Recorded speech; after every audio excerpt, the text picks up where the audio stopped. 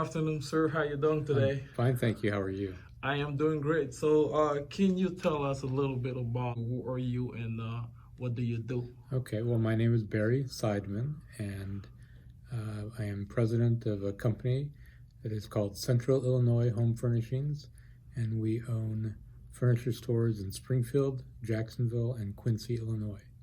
All right. So, can you tell us a little bit about your background?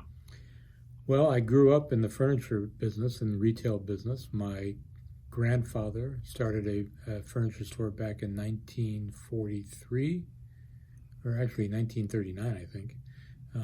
And my father ran the furniture store, and I took it over from my father.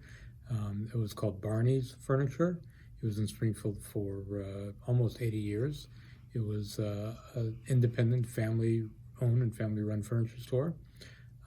Barney's closed in 2020, and in the meantime, in 2006, we began opening up Ashley furniture stores, and so now our business consists of Ashley stores in throughout communities in Central Illinois. So you talked about 2020. I know it was a very difficult year for businesses with the COVID-19. Right. Is that the reason why you shut down Barney's? No, we were planning on closing that store even before the pandemic began.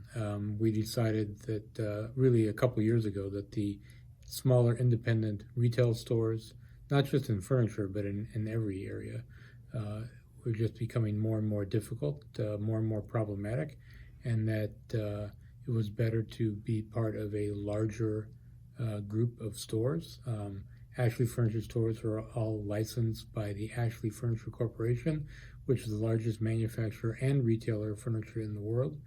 And so we are still independently owned and independently run, but being part of the Ashley network, so to speak, kind of gives us the best of both worlds.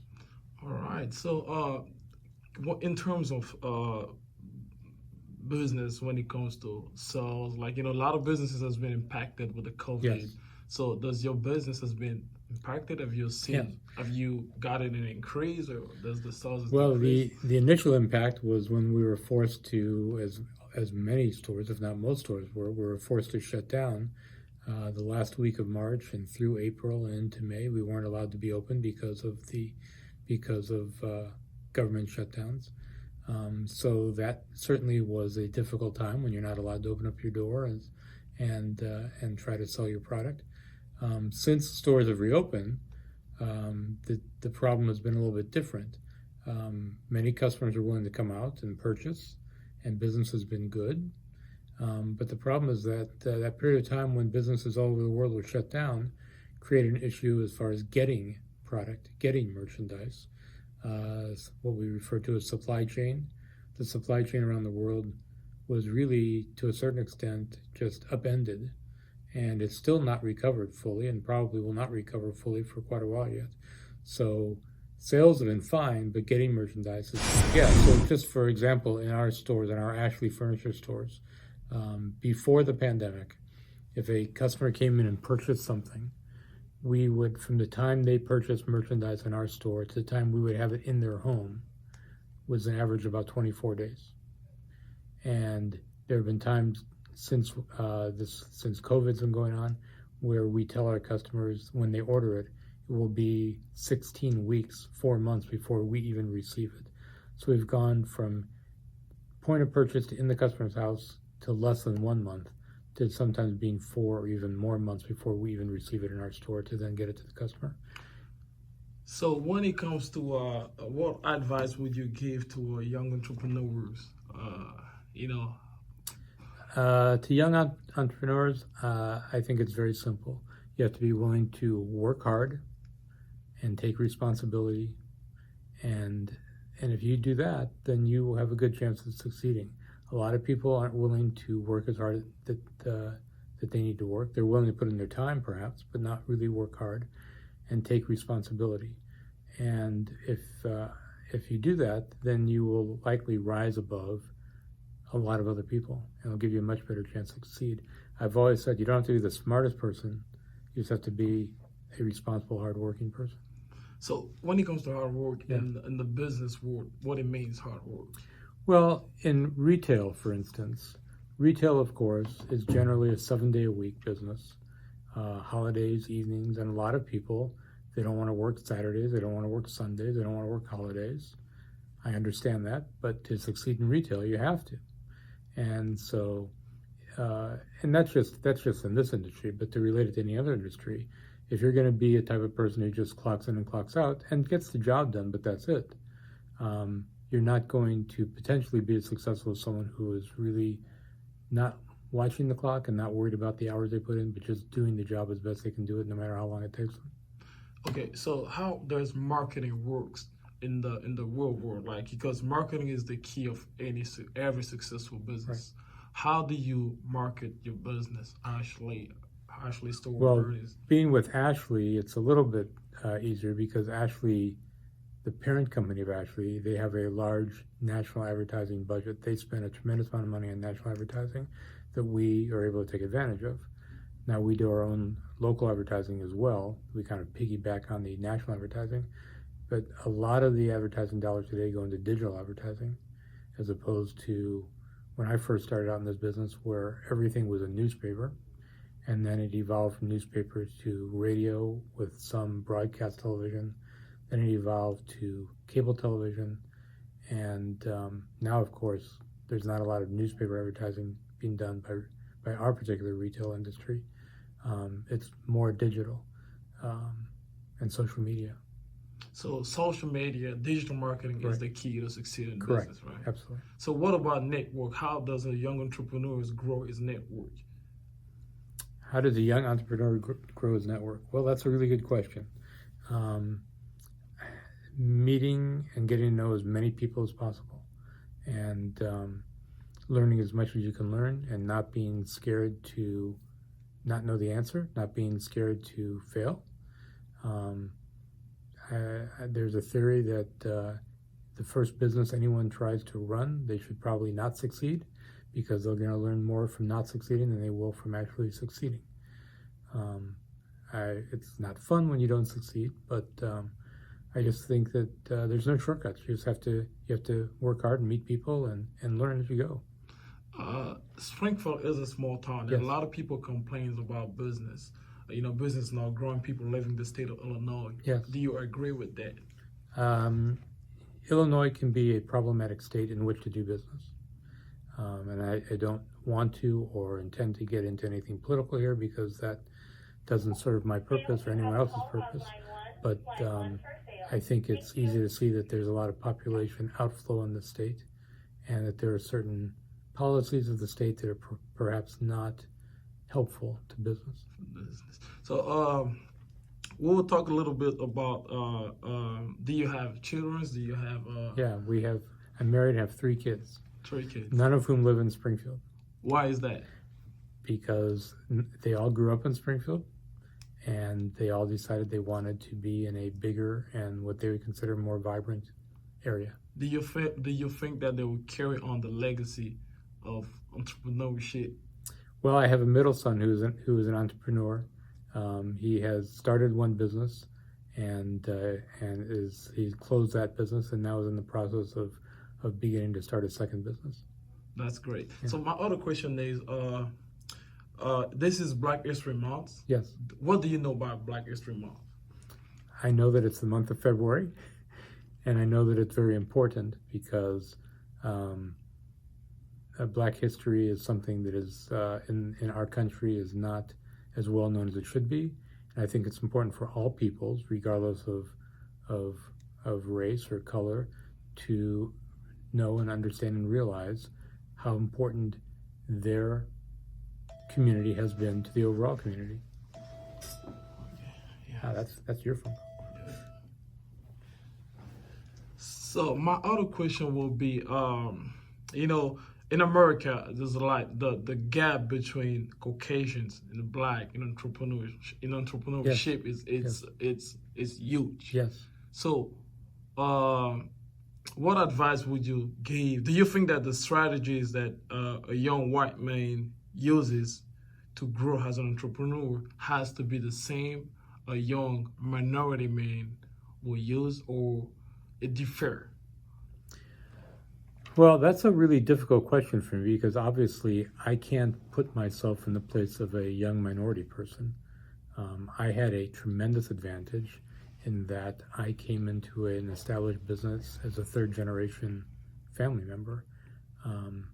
My grandfather came to this country not speaking any English and with no money, and it was much, much harder for him than it ever was for me. So it's difficult for me to put myself in the place of a young minority person who wants to start a business. You know, it's an important question. I'm not sure I'm qualified to answer it. I think that, generally speaking, that that there are business policies that can be implemented and put in place by governments that will make it easier for everybody. I'm going to say that's probably inherently easier for a young Caucasian person to open up a business than a young African American person. There are all sorts of other problems that go along with being a young African American person in our society today. I'm not sure I'm qualified to really answer her, though. But I would say something that I really like when I enter the store. I've seen a lot of African Americans, yes, and that's great. yes. Why is that? Well, we hire anyone who we think is qualified. We don't care who they are or what they look like. We're going to hire anyone we think is qualified and who's going to help us succeed and succeed on their own. I'm very proud, and I think we've done a very good job.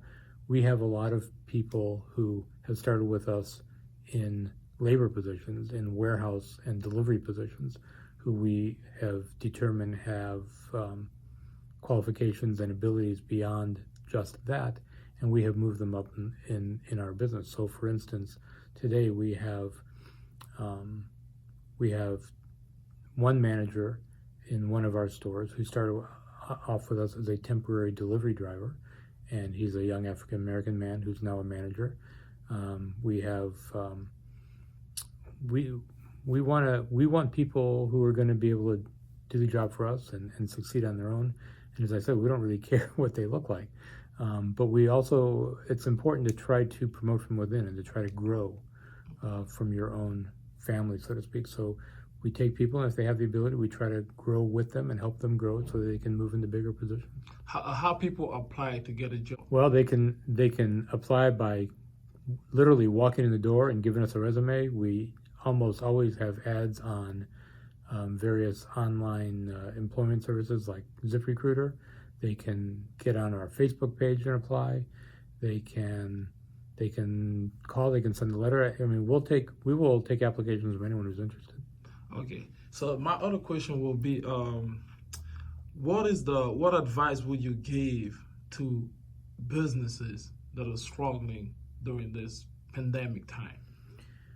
Well, I'm not sure I'm qualified because I have my hands full just keeping our businesses on an even keel. But the key to any business is capitalization.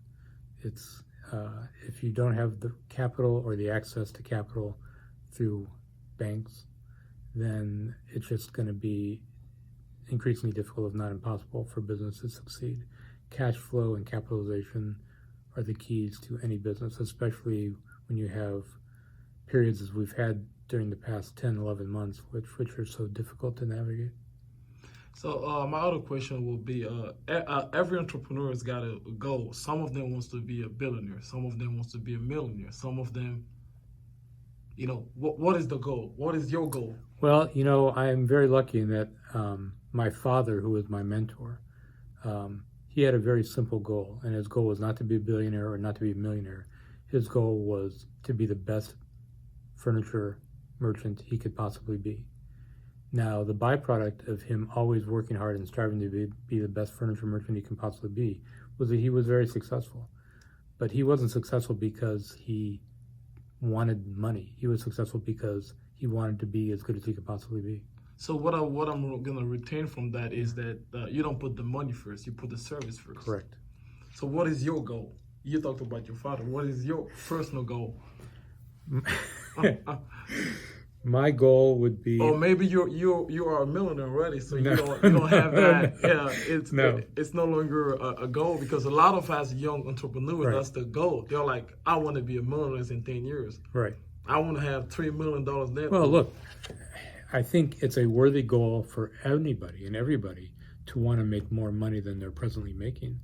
My daughter asked me one time, how much money do you want to make? And my response, only half jokingly, was, I want to make more than I'm making now. Not because I really want or need more money. I mean, but everyone should want and need more money. There, of course, has to be a life balance. I mean, there are people who get carried away with it. But if you're satisfied with what you're making and you're happy with your life, that's great. But if you're satisfied with what you're making, there's a chance that you're not working as hard as you could be working. Again, it's not the money; it's the work ethic and being successful, and then the money will follow. And if you're satisfied, then maybe you're not doing as good a job. What makes me go? I'm in a little bit different situation than my father was. My father, it was one small independent store at the time, and he wanted to just run that store. We now have several stores. We have 3, as I mentioned before, and we have, by the end of this year, we'll have 5 stores altogether. And so what makes me go more than the day-to-day operations of the business is trying to find all the people we need and the right people and the best people I can possibly find. So that's what my goal is, to build up the team that we need to have in order to keep all these businesses running successfully. So this probably will be my last question, or if not one of the last ones. So what is the difference between Ashley store and Berry Furniture? Because both of the stores were selling furniture. Right. Well, again, Barney's was an independent store, which means that we were on our own. We had to go out and we had to do all the advertising on our own, do all the buying on our own, develop all of our systems and processes on our own. When you're part of Ashley, a lot of that is done for you, and so it makes it easier in some respects, more difficult in other respects, but easier in many respects. As far as the difference between the two stores, when you walk into an Ashley home store, it's a beautiful setting, and you can really envision an entire room or even an entire house of furniture. We put it all together design-wise, where you can walk in and really, if you wanted to, just pick out an entire room that's all put together for you already. How many employees do you have in total? In total, we have about 55 employees right now. We're actually down from before the pandemic. We had more before that. Unfortunately, we had to lay some off because we were closed for a couple or so months. But we're now beginning to build back up again.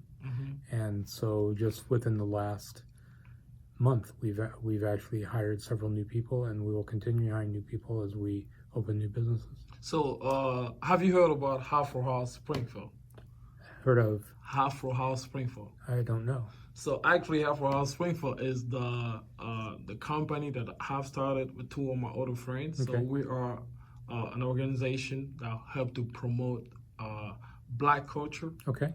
To raise an awareness upon the stereotypes, and by bringing people from diverse backgrounds to come and speak, and then so that we can put that online for our audience to actually learn from your experience. So we also have other services. We have photography services, we have DJ services, we have videography services, and we also do marketing for businesses. That's great. And we have a website, and this interview will be on our blog, and we'll send you the link. Okay. And hopefully you'll like it.